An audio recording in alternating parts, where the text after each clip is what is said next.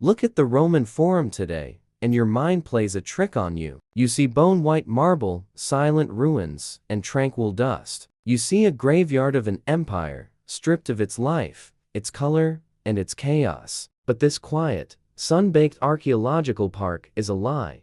If you were dropped into this exact square in the year 100 AD, during the reign of Emperor Trajan, the shock to your senses would be paralyzing. You are standing in the most densely populated, fiercely competitive, and overwhelmingly loud epicenter of the ancient world. This is not a museum. It is the beating heart of an empire that stretches from the rain-swept moors of Britain to the burning sands of Syria. Today, we are going to strip away 19 centuries of decay. We are going to walk the Via Sacra, the sacred way, not as tourists, but as Roman citizens at the absolute height of imperial power. We will examine the architecture, breathe in the air, listen to the deafening noise of the markets and the courts, and witness the brutal, brilliant reality of the living Roman Forum, the geography of power. To understand the Forum, you must first understand its geography. By the year 100 AD, Rome is a megacity of approximately 1 million people. It is a sprawling, chaotic metropolis of narrow, twisting streets, towering apartment blocks called insulae, and constant, suffocating congestion. But the Forum is the anchor. Nestled in a valley between the Palatine and Capitoline hills, the Forum Romanum is a remarkably small physical space, roughly 250 by 170 meters. Yet, into this tiny footprint,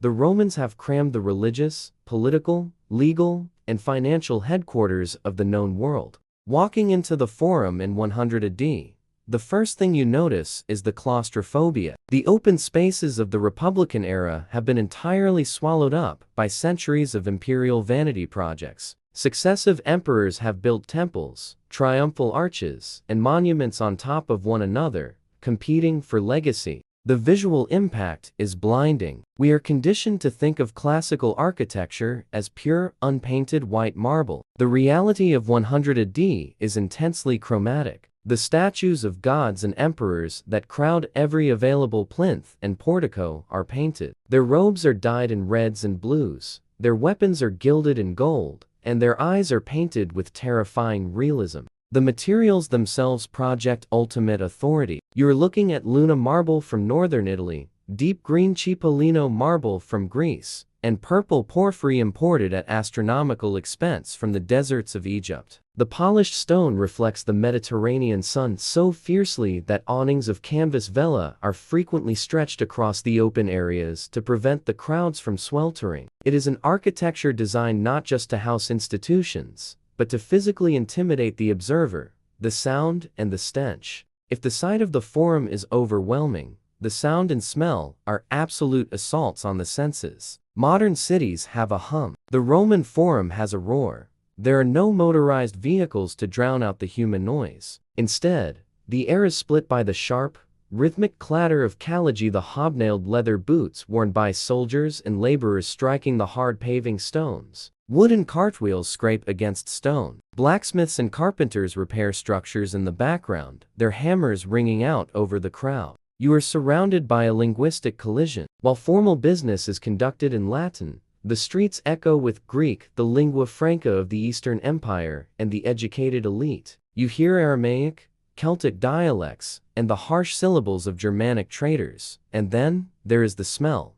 Rome in 100 AD has advanced plumbing, but it is still a city of 1 million bodies without modern sanitation. The heat of the Italian summer bakes the sweat of the densely packed crowd. Many ordinary citizens wear unwashed wool. But this human odor is masked by something sharper: religion. Roman religion is highly transactional and deeply physical. It is based on animal sacrifice. Across the Forum, at the outdoor altars in front of the temples, fires are constantly burning. The air is thick with the scent of burning wood, frankincense imported from Arabia, and the heavy, metallic smell of fresh blood and roasting animal fat. When a major state sacrifice occurs, a suovitorilia, requiring the slaughter of a pig, a sheep, and a bull, the gutters of the Forum literally run red.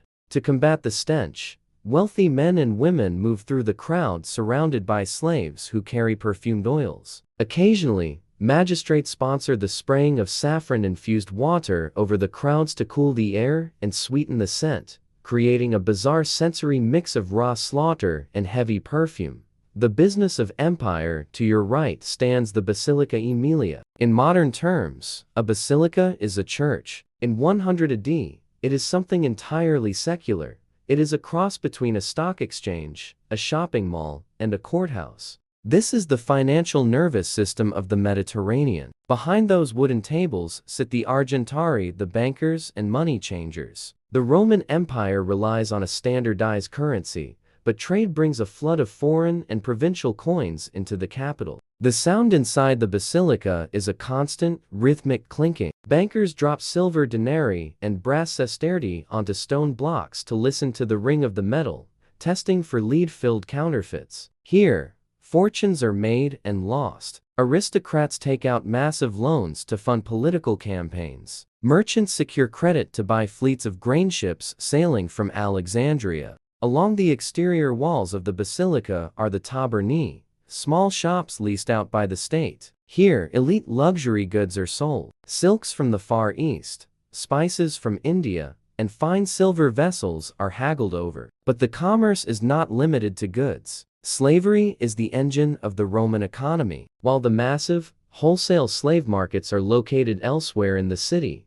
specialized brokers in the forum arrange the sale of highly educated Greek tutors, skilled scribes, and estate managers. Human beings are casually appraised and traded just steps away from the altars of the gods. The theater of law and politics. Moving toward the western end of the forum, we enter the theater of Roman politics and law. In the year 100 AD, under Emperor Trajan, the Roman Republic has been dead for over a century. The emperor is an absolute military dictator. Yet, Rome maintains the illusion of its ancient constitution. The tall building before you is the Curia Julia, the meeting place of the Roman Senate. The Senate no longer commands armies or declares war, but it remains the supreme administrative body of the empire and the pinnacle of social prestige. The men inside govern provinces, manage the state treasury, and pass legislation dictated by the emperor. The heavy bronze doors of the Curia are often left open during sessions, allowing the public in the forum to hear the debates, reinforcing the carefully managed fiction that the Roman people still have a voice in the state. While imperial politics happens in the Curia, civil law happens here, in the Basilica Julia. This massive structure houses the centumviral court, a judicial body that handles complex inheritance and property disputes. Roman law in 100 AD is a spectator sport. There are no quiet courtrooms. The Basilica Julia is an open, echoing hall where up to 4 separate trials are held simultaneously, separated only by wooden partitions or curtains. The lawyers are the celebrities of their day. A lawyer's time to speak is strictly monitored by a clepsydra, a dripping water clock. Because success depends on public perception, wealthy lawyers hire professional cheering sections called operae to applaud their speeches and boo their opponents. The noise of 4 competing lawyers shouting over each other, mixed with the artificial cheering of their paid clappers, creates a deafening legal theater, the divine watchers. Politics and money cannot function without the approval of the gods. In the Roman mind, there is no separation between church and state. Religious duties are civic duties. At the southeastern edge of the main square sits a small, circular, heavily guarded structure, the Temple of Vesta. Inside, there is no statue of the goddess. Instead, there is a hearth holding the sacred fire of Rome. This fire is tended by the Vestal Virgins, the only full-time, state-supported priestesses in Rome. Selected before puberty, they serve for 30 years. Their presence in the forum is highly visible. If the sacred fire goes out, it is viewed as an apocalyptic omen that Rome has lost the Pax Deorum, the peace of the gods. In exchange for their service and strict vow of chastity, they hold extraordinary legal privileges, including the power to pardon condemned prisoners simply by touching them. Directly across the forum stands the imposing Temple of Saturn. While it operates as a religious sanctuary, its primary function in 100 AD is highly practical. It is the aerarium, the central state treasury. Beneath the towering statue of Saturn, whose feet are symbolically bound with woolen bonds to keep his wealth within the city, lie the empire's cash reserves. Vaults carved into the podium hold thousands of pounds of gold and silver bullion, military standards, and bronze tablets detailing state debts and treaties. The wealth plundered from Jerusalem, Gaul, and Dacia is catalogued and guarded right here, in the physical shadow of the gods, the social hierarchy on display. If you stand still in the forum for just an hour, you will witness the rigid, unforgiving social hierarchy of the Roman world playing out in real time. In Rome, your clothes dictate your worth, and the forum is the ultimate runway. The toga is not practical clothing. It is a heavy, cumbersome woolen garment that requires a slave's help to drape properly. It is a symbol of citizenship and leisure, declaring that the wearer does not perform manual labor. Early in the morning, the forum is flooded by a ritual known as the salutatio. Roman society operates on a system of patronage. Wealthy, powerful men patrons are expected to protect and support poorer citizens' clients. In return, clients offer their votes, their loyalty, and their physical presence. A powerful senator crossing the forum is entirely surrounded by a swirling orbit of clients. The size of his entourage is a direct visual metric of his political power. If you are a client, you walk behind your patron, shouting his name, physically shoving commoners out of his way, and carrying his documents. It is a daily, highly visible performance of dominance and submission. Conclusion: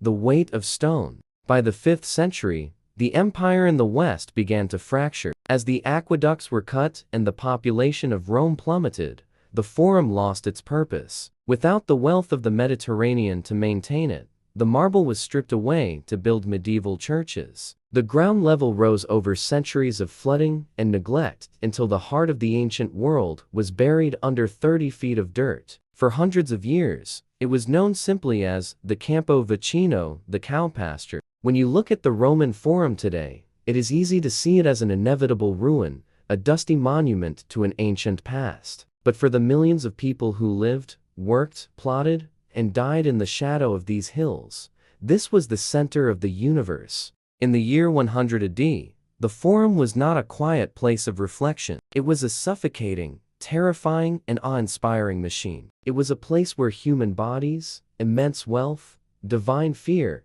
and absolute power collided on a few acres of volcanic paving stones. It was the anvil upon which the modern world was forged, and for a few centuries, it burned brighter and louder than anything else on earth.